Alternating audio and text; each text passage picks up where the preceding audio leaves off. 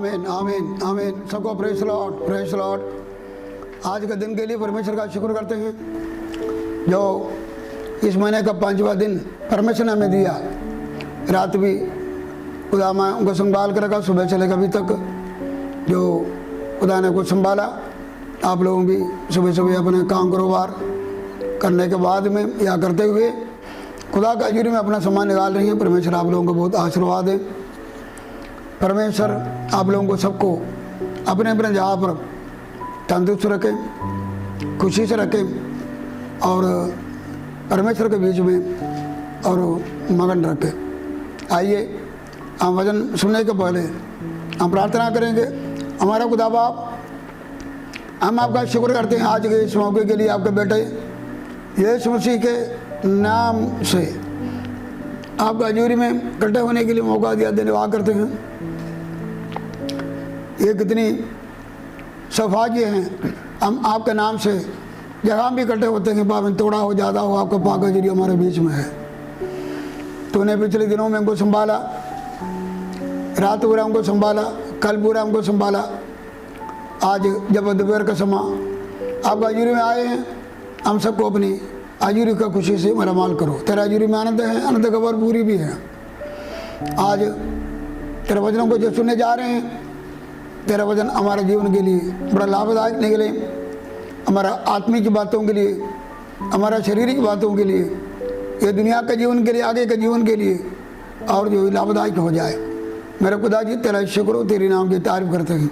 धन्यवाद यीशु के नाम से, आमीन। धन्यवाद हो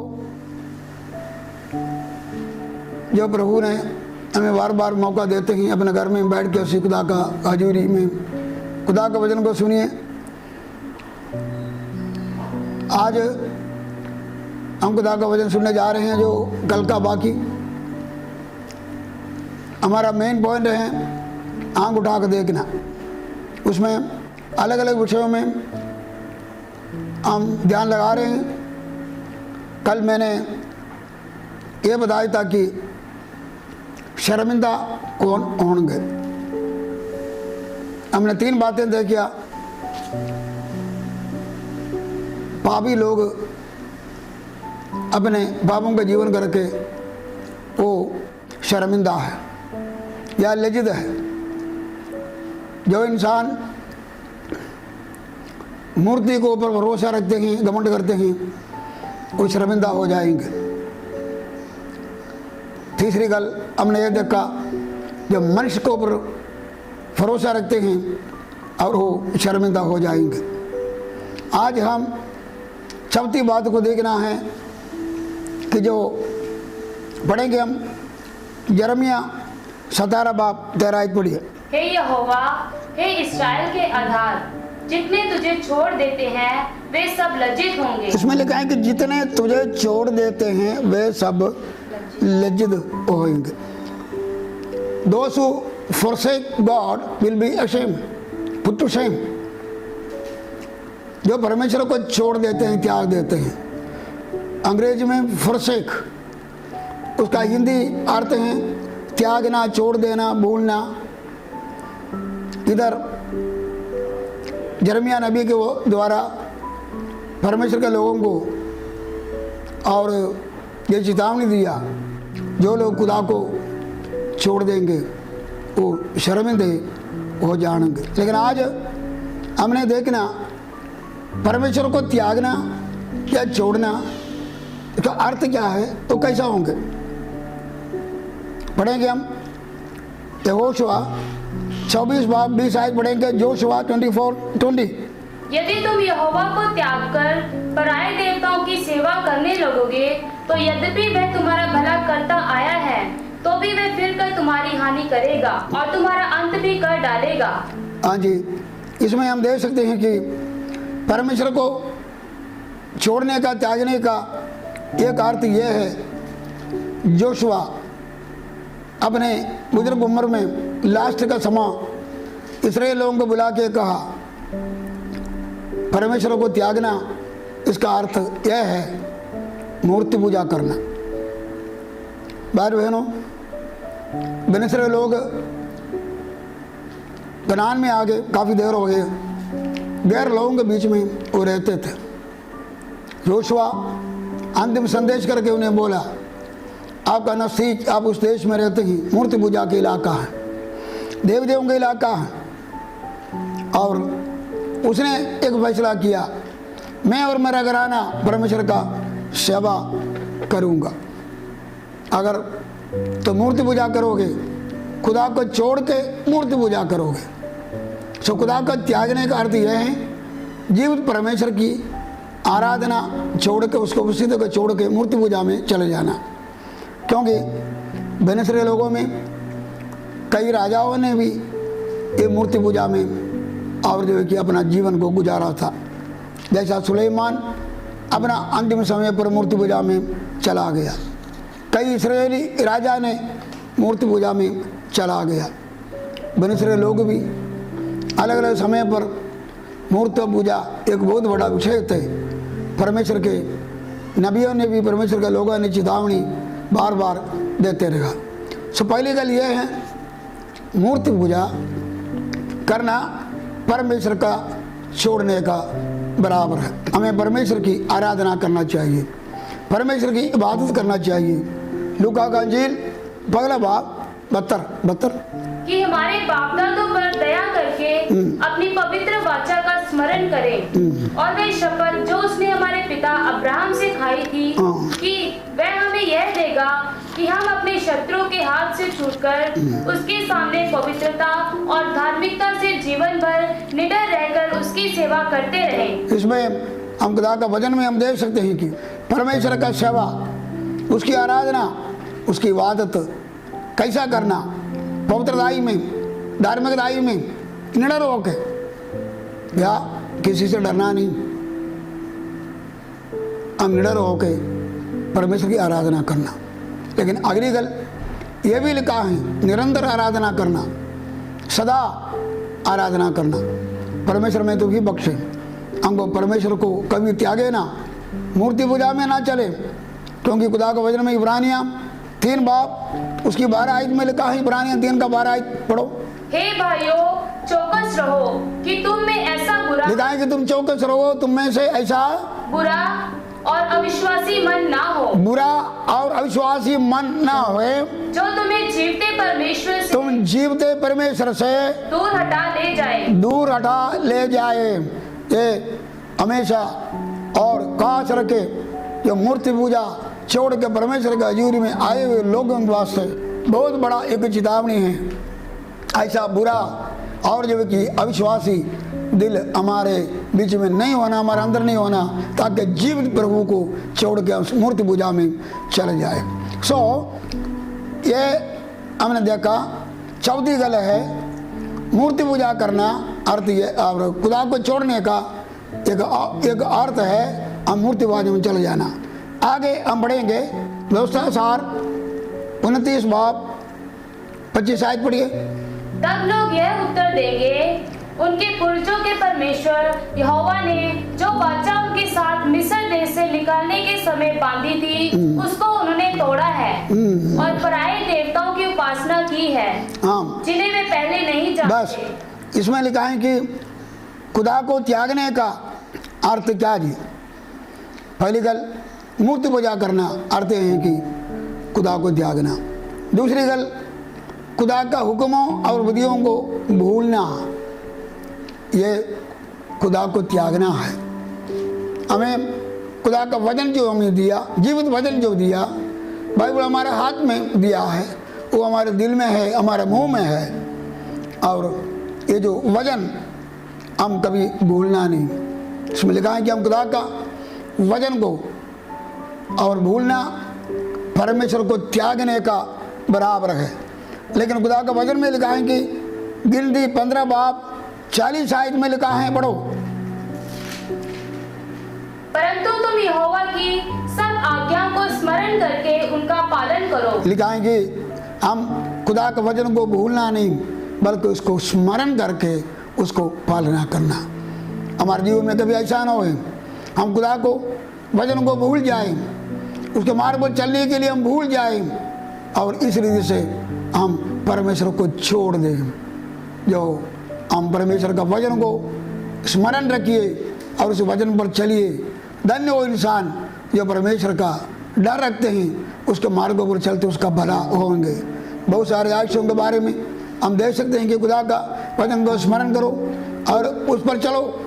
लेविया जो का किताब 25 बाब में भी हम लिखा है, खुदा के वचन को हम मानने से हमको क्या फ़ायदा मिलेगा। इधर हम देखा, हम खुदा को भूलने का अर्थ पहली गल मूर्ति पूजा करना, खुदा को भूलना है।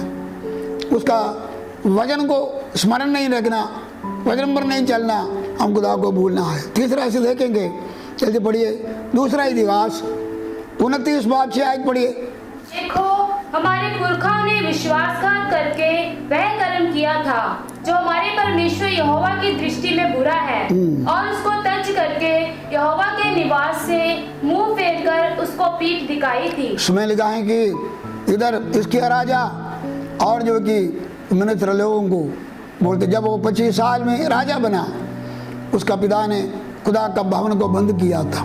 लोगों ने खुदा का भवन को भूल गया, बंद करके भूल गया।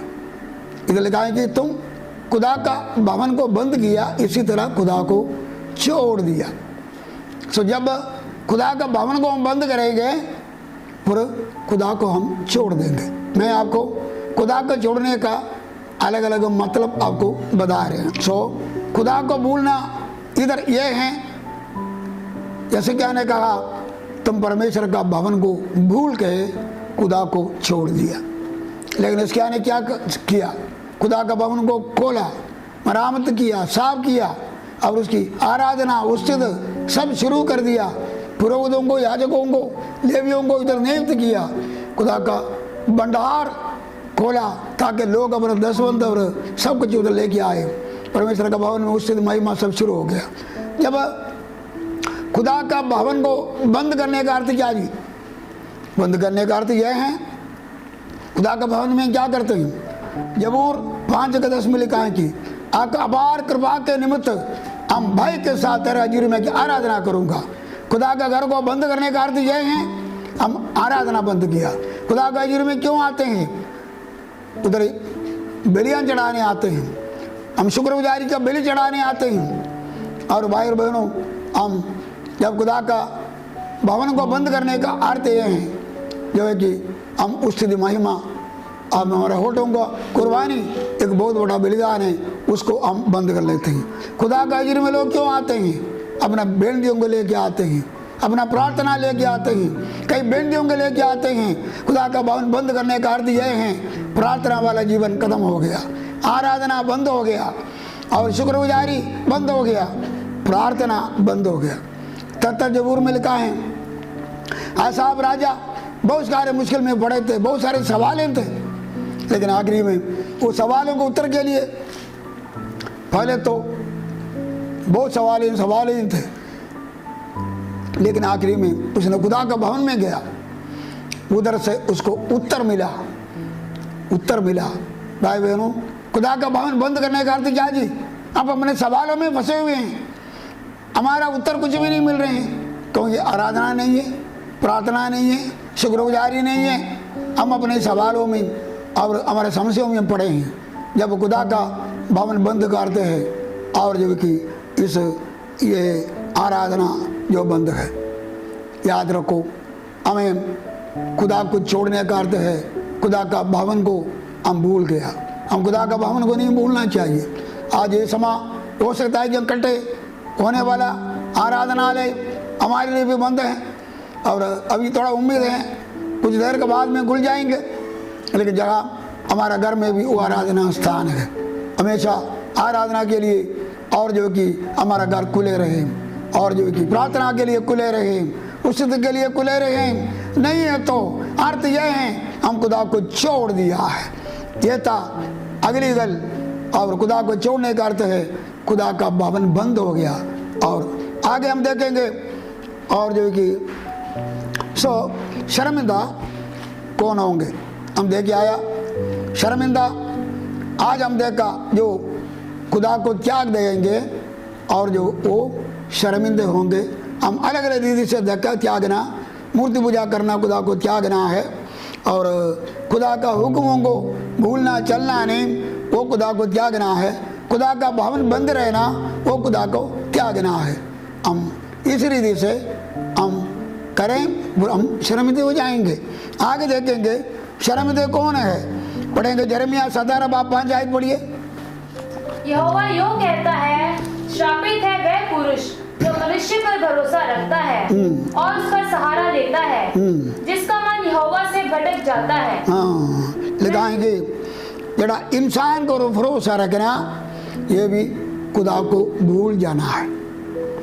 खुदा का भूलने का एक और अर्थ यह है, जरा इंसान को भरोसा रखना। कल भी हमने ये देखा, और उस आसा राजा के बारे में हमने देखा था।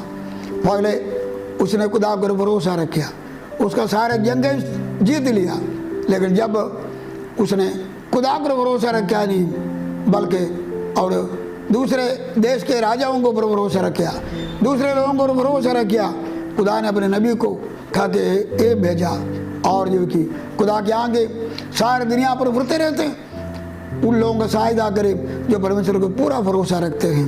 लेकिन तुम इस बारी मूर्खताई किया।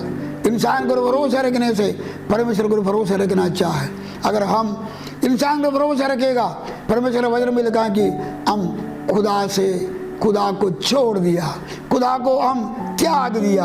अगली गल एक और बात है, खुदा को त्यागने का अर्थ क्या जी? यिर्मयाह 15 का 6 आयत पढ़िए। यहोवा की यह वाणी है कि तू मुझको त्याग कर पीछे हट गई है। भाई बहनों, खुदा को त्यागने का अर्थ क्या जी? पीछे हटना। पीछे हटना खुदा को त्यागने का लक्षण है, पीछे हटना नहीं।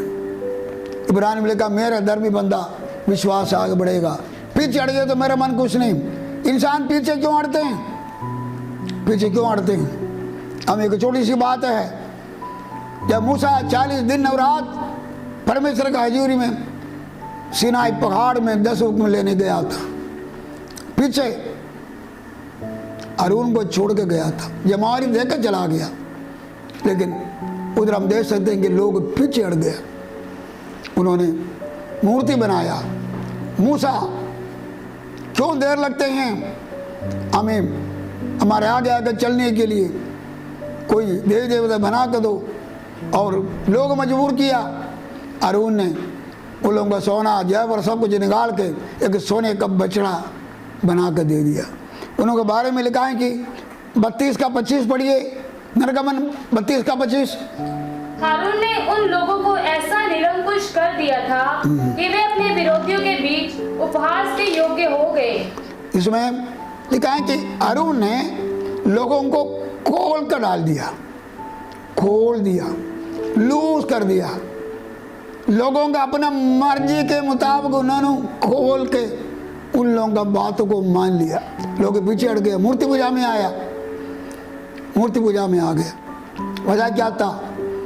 आज ये आवश्यक है, मजबूत लीडर लोगों का आवश्यक है, मजबूत पास्टरों का आवश्यक है, आत्मिक सेवक लोगों का आवश्यक है, आत्मिक के रसूल लोगों का आवश्यक है, आत्मिक के प्रचारकों का आवश्यक है। और वो ये नहीं है कि लोगों की इच्छा पर चलाए, बल्कि कलीसिया को परमेश्वर के इच्छा के अनुसार चलाए। नहीं है तो लोग पीछे हट जाएंगे। संसारिक चलाने वाले संसारिक हुए, जिस्मानी हुए, आत्मिकता नहीं है तो लोग पीछे हट जाएंगे। हारून ने इसी तरह लोगों को मर्जी के मुताबिक कलीसिया को जोड़ने से खुदा का क्रोध उधर आया। हम देख सकते हैं कि पीछे हटते हैं। पहली गल, आत्मिक सेवक लोग नहीं हैं, फिर कलीसिया पीछे हटेंगे। आगे हम पढ़ेंगे दूसरा इतिहास 25 का 2 और 14 पढ़िए। दूसरा इतिहास 25 का 2 और 14।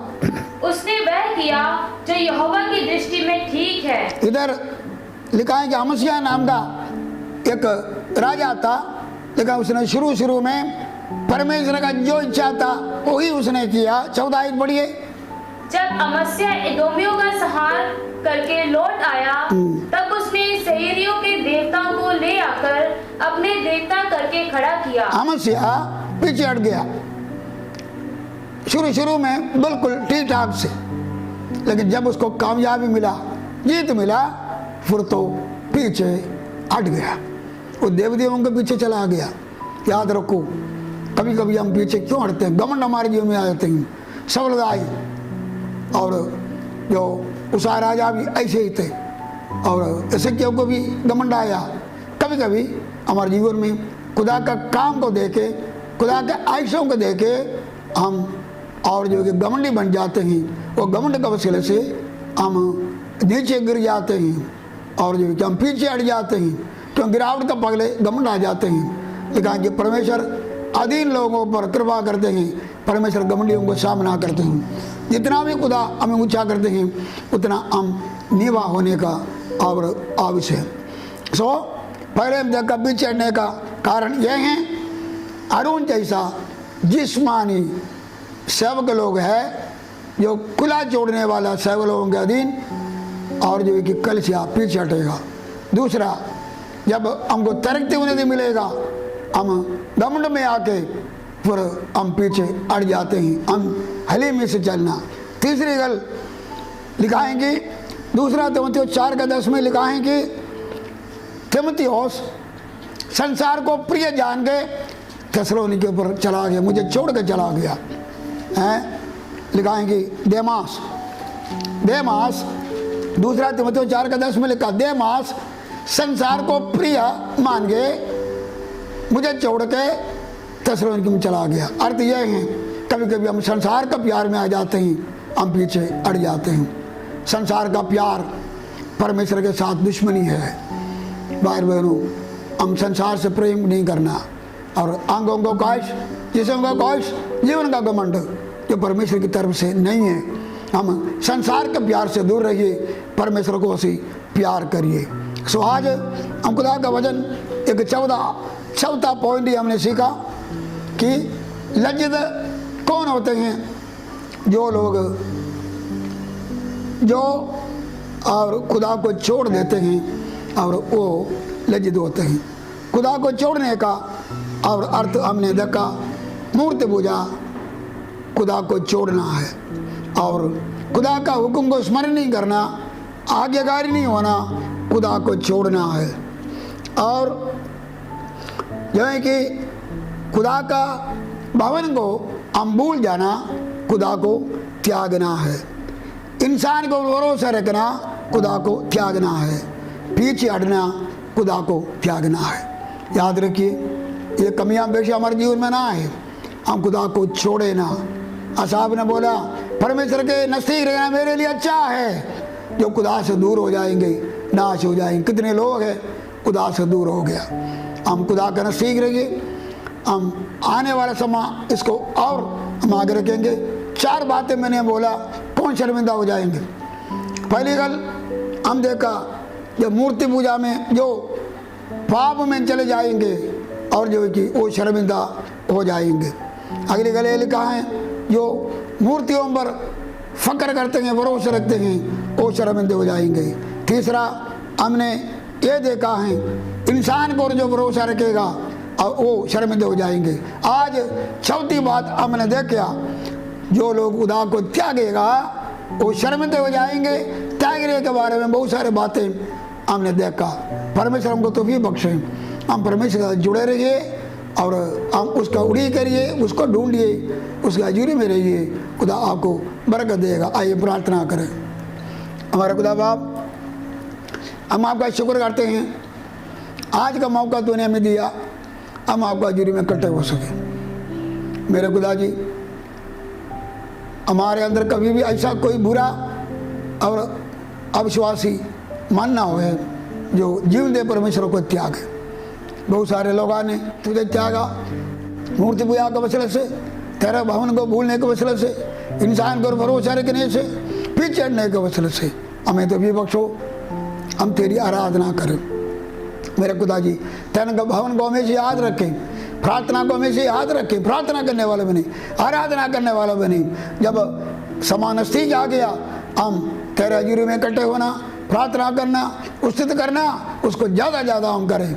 हम पीछे हटने वालों के साथ नहीं, आगे बढ़ के हमारे जान को बचाने वालों के साथ रहें। धन्यवाद हो, जितने लोग वचन सुना सबको बरकत देना। काश रख दुआ मांगते हैं। मेरे खुदा जी, सरकार ने ऐलान किया और 8 तारीख के बाद में और जो की तरफ स्थान खोलेंगे, हम चर्च में भी इकट्ठे होना है। मेरे खुदा जी, हमें तो भी बख्शो, हम सरकार का प्रबंधियों के बीच में रह के हम तेरा आराधना भवन खोलें और उसके अलावा हर पिंड में भी, हर स्थान पे भी तेरी आराधना चले। ये मेरे खुदा जी, आज तक तो हमारा सहायता किया, जहाँ जहाँ पर घरों में, गाँव में सब तेरी आराधना चलते रहे, तेरा शुक्र करते हैं। तो अपने लोगों को गर्म ताजा रखा, जब हम हर जगह पर जाते हैं नए नए गवाही हम सुनते हैं। ये लॉकडाउन में लोगों का प्रार्थना कम नहीं हुआ, आराधना कम नहीं हुआ, प्रेम विश्वास कम नहीं हुआ, बढ़ता गया। मेरे खुदा जी मदद करो, आने वाला समय भी इसी तरह बढ़ते जाए। धन्यवाद, सबको बरकत देना। कोई रोगी दुखी जार बीमार और ये समय मेरा प्रार्थना सुन रहे हैं, प्रभु यीशु अपना भाग उन्हें छू, उन्हें चंगा करना। हर बीमारी को यीशु के नाम से ढांढ लेते हैं, शैतानी ताकतों को यीशु के नाम से ढांढ लेते हैं।